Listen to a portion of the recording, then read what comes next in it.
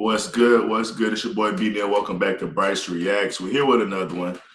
We had Chris Cuomo recently come out with, I guess, a take you could say about the Tory and Meg situation. And for me, I'm very passionate about this combo because I've covered it. I want to say the 2 years from when the situation broke to the day of the trial, and followed everything on the podcast.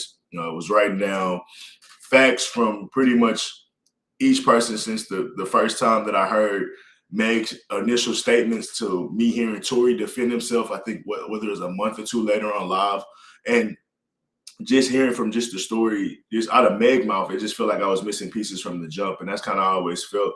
And when I heard Tory, things kind of got a little clearer for me on who I believed and who I didn't believe in a sense. So as the trial got closer and closer, you start getting more information. You start hearing, more industry talks and how people are feeling about the situation. So for me, like I said, I feel like I'm really in depth with this convo. So when it comes to this topic, I had to chime in and voice my opinion because I feel like Tory got done wrong in many different ways, and Chris Cuomo ended up bringing up some of those. So let's see if we can add to it a little bit. Let's get it. Singer, rapper Tory Lanez, convicted of shooting performer Megan Thee Stallion after a party at the Hollywood Hills home of Kylie Jenner. Here's the story. They're at the party. After the party, they get into an argument. Lanez tells Megan Thee Stallion, dance, and shoots at her feet like a cowboy movie, hits her. Proof?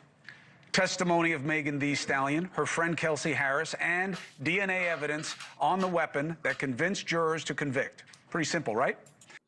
And just to add more context, because he skips a lot. He skips a lot. From the jump, Tory was invited to Kylie's house by Meg Thee Stallion. Meg was drunk. At this time, I say Meg was in the wrong, just off the strength that she was fucking around with Tory Lanez at the time. Knowing that Kelsey didn't know this, and that her and Kelsey and Tory had some type of relationship. So that in a situation, you're inviting a bunch of drunk people that's gonna have high emotions because you know how people are about their, the people they fucking with or fucking in a sense. And that was the I think that moment, just inviting him to that night when those things haven't been addressed, was already dangerous in itself. Could have lead to an explosive night in itself, whether it was fights, arguments, whatever. On top of that, this is where I say Tory probably didn't do himself any justice as far as making that night any better. The nigga started flirting with Kylie in the pool, supposedly. All that being said, Megan probably been fucking around too, but she getting her feelings, see the Kylie shit from, allegedly. She's, starting to act, belligerent.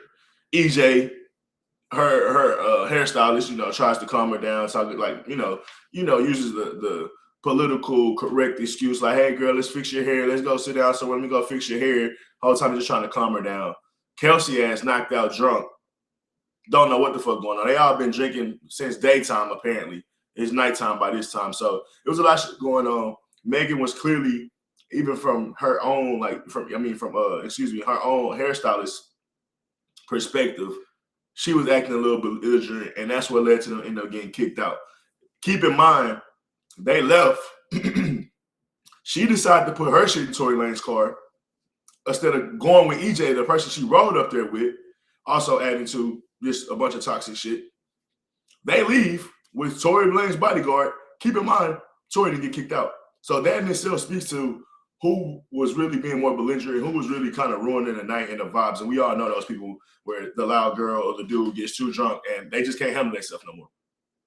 So that kind of, I just wanted to add to the atmosphere of what ended up happening, besides like they was drinking that night after party, dance, bitch, dance. Like that was a little too much. Maybe not. Turns out that DNA, only a 0.01% chance that the DNA is from Lanez. He's always maintained his innocence.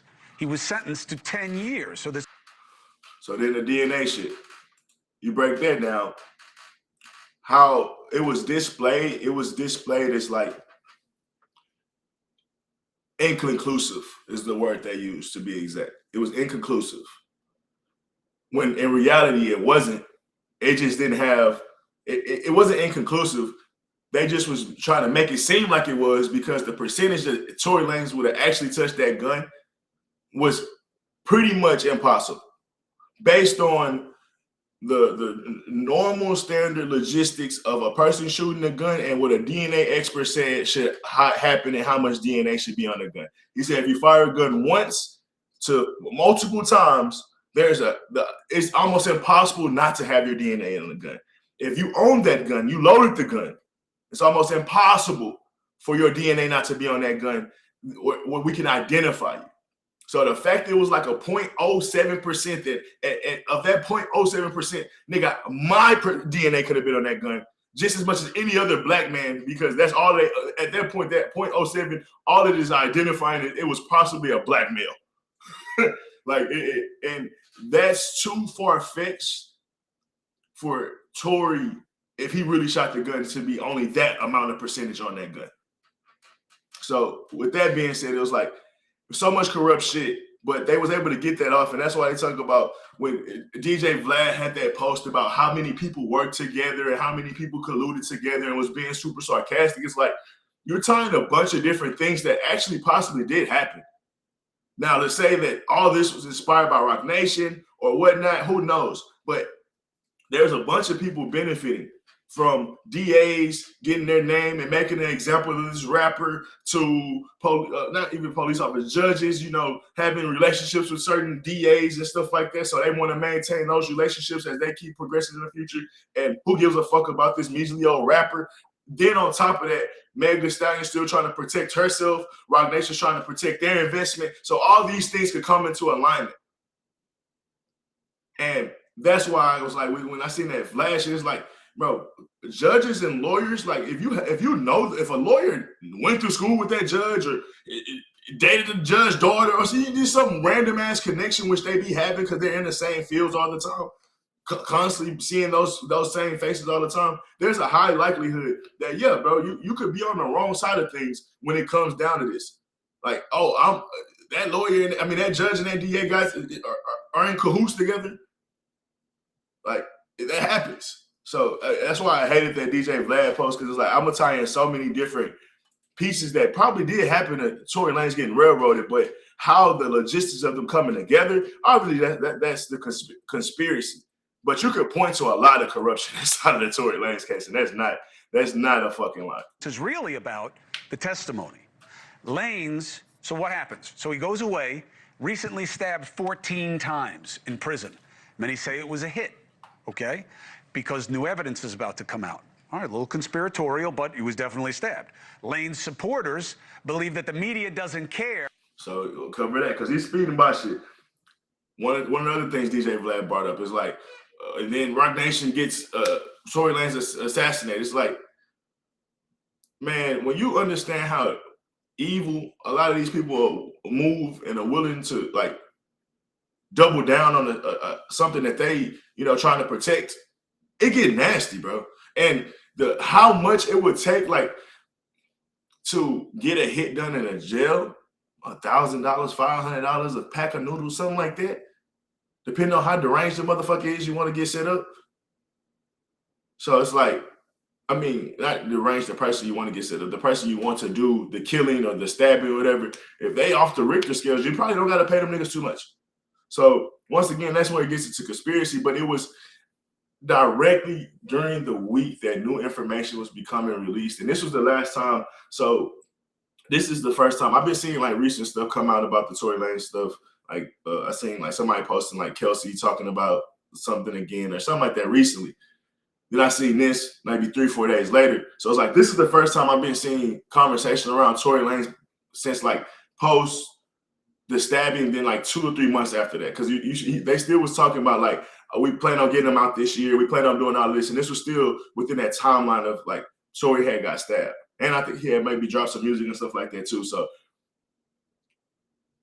with that being said, going back to the timeline of when he got stabbed, there was a lot of information coming out from Kelsey bodyguard, potentially, potentially hearing different things when she was during the case, how she was stressed out, how he heard her say she was lying. think they was going back at the DNA evidence of the gun and stuff like that. They were about to, so they was about to, I think it was the United something group. They were starting a new front, and literally on that week that they were ready to present information to the public, Tory Lanez got stabbed. Like, call it conspiratorial if you want. That's fucking fishy as fuck. And it looked like somebody was scared for that information to come out. Because Megan Thee Stallion is represented by Jay-Z's Rock Nation. Now, I could give a damn about Jay-Z or his company. This just wasn't a case on my radar until now. Why? Anna Paulina Luna. She is a representative from Florida. You see her here on a regular basis. She says she's got new evidence, says it wasn't him. And she joins us now. Representative APL, it's good to have you. Thanks, Chris. Happy to be back on. And thanks for taking a look at this case. No, listen, you tell me to take a look at it, I'll look at it. But why did you look at it? I mean, this isn't your jurisdiction. I don't know you to have any connection to any of these people. Yeah, so as you know, we are on oversight and accountability, and so this case was actually initially flagged for me by Amber Rose.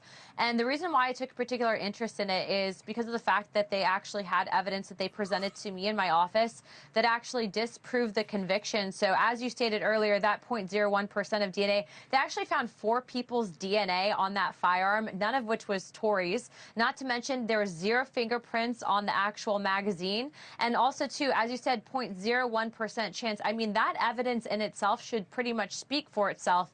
Also, there's been ring. And then, like I said, a 0.01. So I said 0.07. So, like, and the fact they called it inconclusive was insane. Then you had the conversations during the trial, like, who gun actually was it? EJ, did you ever see them carrying the gun? How would they protect themselves if they didn't have a bodyguard with them and stuff like that? The color of the gun, all these different things came into the conversation. So, yeah, it was crazy. Then you go back into the DNA thing. There was 4 people DNA that came on a gun. They tested Tory. His shit failed. Why didn't they test Megan? Why didn't they test Kelsey? And why didn't they test the bodyguard that was driving? And why they had him in court? I mean, why they had him in jail when they first, well, I guess Meg never went to jail, but they could have brought her in. And Kelsey went to jail, and I think the bodyguard might have went to jail too, if I'm not mistaken. But even if he didn't go to jail, they could have called him back in and got the DNA. But the fact that it was 2 female, as far as like the DNA that they did get from the gun, there was 2 females and 2 dudes when they said the 4 different what's the names on there. So the fact that it was 4 people in the car and Tory DNA actually wasn't on the gun, it leads me to believe that it could easily have been the other 3 and possibly somebody that wasn't even in the car's gun. But it's all the different things that where I was like, even from the day one, something felt fishy, or why are y'all testing other people for that? When Sean Kelly's initial phone call said it's 2 women fighting, and I think I seen a woman shoot essentially. Why didn't you test one of the women for DNA? They got cuts on them. They got like it look like they've been into a scuffle when you look at actually look at them. So it's not like that when Sean Kelly get there, it's making no sense. They're a part of a crime, apparently. And for one reason or another, you only test Tory when allegedly, even from the witness, that the only reason you showing up told you that it was 2 women fighting and he believed a girl shot.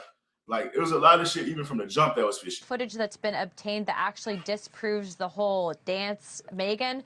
And so what we're seeing is really there was a case of he said, she said. The evidence wasn't actually respected and properly adhered to actually in the trial. And then they also were doing something that I would find pretty wild and egregious. They were actually submitting his lyrics for rap as evidence to the crime. So look, first and foremost, you have to have a free and fair society. That means we need to respect and uphold the justice system. So I actually reached out today to Gavin Newsom's office, and we are requesting an emergency meeting. We're also working with other Democrats, specifically to the California delegation. But I think that this is something that's pretty egregious, that the way that this was handled, the way that it was. I think that it was largely driven by headlines. And aside from the people involved and the parties involved. Obviously, I take domestic violence, I take this very seriously, Chris, but I also take very seriously the fact that I do believe, based on the evidence that I've seen, that Tory's innocent. And I think that it sets a really bad message when you have someone of his stature and also to someone that is as influential as he is that's being wrongfully incarcerated. And that's exactly why we wanted to use our megaphone for a good reason and help get him his pardon, which I.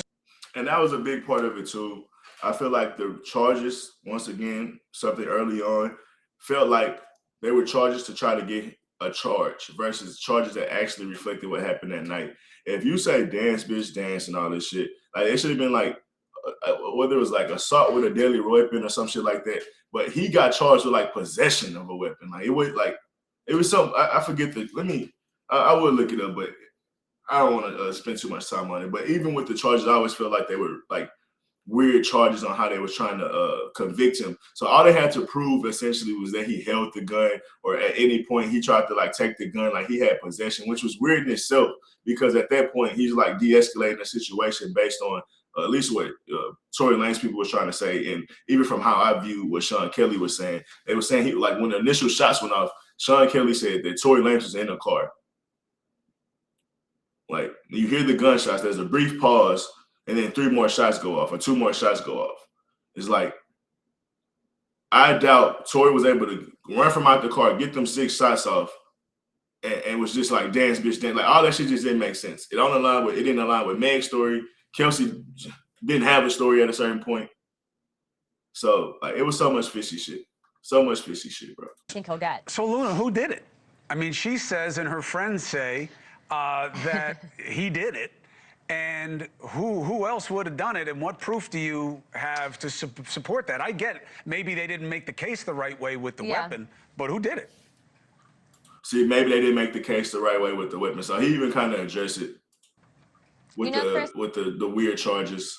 That's not for me to weigh in, and that's definitely for the judge and the jury. But what I will tell you is based on the evidence that we have, the evidence that we have says that he wasn't the guy. And so I do think that Gavin Newsom has. And the thing is, it's like, if we want to like draw conclusions, then maybe you could convict a guy like that. But when it's supposed to be without a reasonable doubt, like I don't think they ever prove beyond reasonable doubt.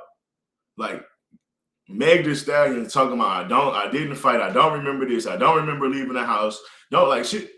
She couldn't recall so much shit, but she can recall the dance bitch dance, saying that Tory shot her when her initial statement said during the trial she said she seen Tory shoot, but her initial statements when she was on live and all these different things said her back was turned. Backdoor, she lied on Gayle King. Like she was just doing so much like shit to become like a witness that you shouldn't trust. Then you get Kelsey pleading the fifth and shit like that. Like, bro, what are we saying? Like, beyond reasonable doubt never was proven. And that's my biggest thing with the Tory Lanez shit. It's like, I believe Kelsey shot. I believe, honestly, I don't believe that Meg got like shot for real. I believe she stepped on glass. Like when you see evidence, when she gets out the car, you can hear the glass literally crumble under her feet. But there was blood in the car as well. So I will say I don't know the full, like, maybe there was something that happened there, but maybe she stepped on glass before. I don't fucking know. I'll be honest with you. There is some other things that's shaky beyond that. But if anything, I'm going with Kelsey's the one that shot, because in reality, she's talking about who shot you. She's beefing with Megan. They haven't been friends with Megan since. And the whole time when you go back and listen to the phone call between Tory and her, he like, I can get you a lawyer. I can make sure you good. And all these different things. Like Tory was more worried about what's going to happen to Kelsey and Megan, more he was worried about himself, because it seemed like, nigga, they was the two that got into a fight. This shit might go public, and it really shouldn't go public because nothing really happened based on what, that interview. I mean, not the interview, that phone call from jail. Based on how I perceived it. So many people perceived it in other ways and said that was a plea to guilt or a testimony of guilt or something like that. But I never seen it that way. Some great attorneys that will look at this, but I'd also like to point out that the prosecutor specifically on this case that initially brought the charges is a very interesting prosecutor look into who ran him. And at the end of the day, you know, I think Hollywood, as you know, Chris, in politics does overlap, and there's a lot of interesting stuff that happened there. So look at the evidence for yourself. We've posted it for the entire world to see, to determine for themselves. And I know that Tory's legal team actually has an incredible case. And so we are calling on Gavin Newsom to issue that pardon immediately. And also remember, he was almost killed in jail. I actually talked to him today on the phone, and he said that once he does get out, once he does get this pardon, which I do feel confident that he'll be getting, he's going to work extensively in prison reform, because this should never happen to anyone. Anna Paulina Luna, this is a really interesting one. I've never covered a situation like this before, but I appreciate you using your platform. And let the legal team know we'll be reaching out if they want to come on to make the case. I'm happy to hear it, and we'll check in with the governor's office as well. Thank you very much for coming on. And I'll say this, even with like the Chris Cuomo situation, I don't even like, or him interviewing her, I don't even feel that what I want to say is, I don't even necessarily think he's letting us know what he believes just by interviewing her, but it almost feels like he does, like, kind of feel like he's leaning towards Tory's side with that interview. If I'm not being crazy, when he's like, I'm not scared of Hov or Rock Nation, it's almost like he's kind of treading that water of letting you know, like, I kind of believe these people that I'm bringing up. Like, even she was like, thank you for looking over the case, like, and pretty much saying, like, I'm glad you're seeing from my perspective. Like, that's why you would think he brought her up in a sense. If it was like pure bullshit, he probably wouldn't, be a nothing burger. So with that being said, this lady, I think it was called like the United Way or something like that. And how many people is on that board? It's like, who knows how many people's on that board and how many different people that they bring in to help them analyze different, cases and things like that. They have a lot of faces looking over these cases. So the fact that Tory went through these, like these appeals, and these people see like, no, he has a case, and multiple different people of high credentials that shouldn't want to, like, they wouldn't want to risk their public image for trying to publicity stunt when they're trying to save people's lives in real life. Like it was a black brother, I forget his name. He talked about the reason he even started doing like these appeals and stuff is because, or working in the justice system, because of something that happened to his brother when his brother was killed or something like that. So like a lot of these dudes take this shit serious on a different level. So for them to like want to risk their integrity just to like make a like Tory look innocent when he's really not, and there's nothing there, would be kind of insane to believe. Like, so from my perspective, these people, like this lady's a governor in Florida, like she's taking her time out, yes, because of Amber Rose or whatever she said, but at the end of the day, I think that speaks to the validity in the appeal that Tory should have been gotten or been had, and the fact that he probably should have never got charged for that shit in the first place. But with that being said, man, if any more information come out, that's something I would definitely cover. I'm here to free. I'm big umbrellas, free Tory all day, man. So with that being said, make sure y'all like and subscribe. We're on the road to 500. Peace.